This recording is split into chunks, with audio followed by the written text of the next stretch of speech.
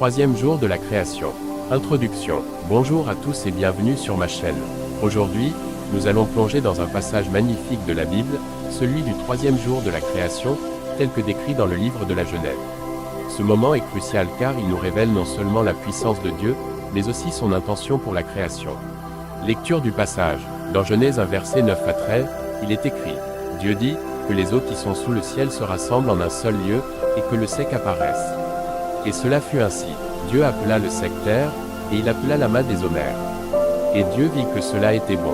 Puis Dieu dit que la terre produise de l'herbe, des plantes portant semences, des arbres fruitiers donnant du fruit selon leur espèce, dont la semence est en eux, sur la terre.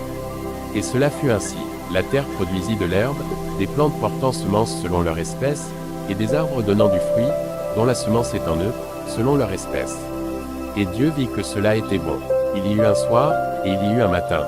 Ce fut le troisième jour. Explication. Le troisième jour de la création est un moment où Dieu ordonne le chaos en séparant les eaux et en faisant apparaître la terre. Cela nous montre que Dieu a le pouvoir de transformer nos vies. Tout comme il a créé la terre et la végétation, il peut aussi faire fleurir des choses nouvelles en nous. 1. La séparation des eaux et de la terre. Cela symbolise la nécessité de faire de la place pour ce qui est bon dans nos vies. Parfois, nous devons laisser derrière nous des choses qui nous retiennent pour permettre à Dieu de faire émerger quelque chose de nouveau. 2. La création de la végétation.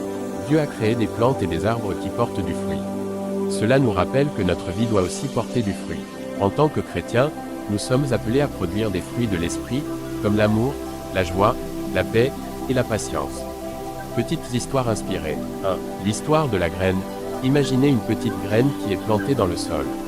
Au début, elle semble insignifiante, mais avec le temps, elle germe et devient un grand arbre.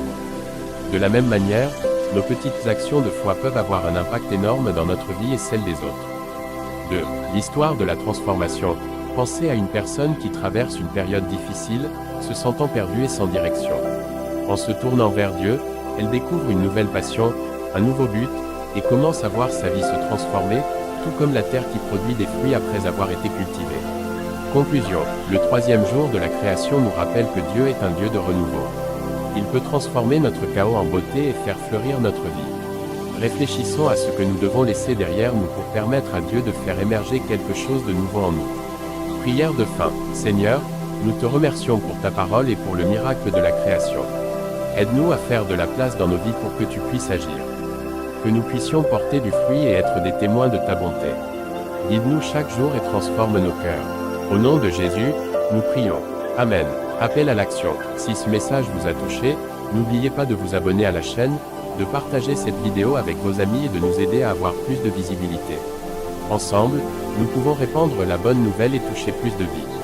Merci de votre soutien et à très bientôt pour un nouveau message.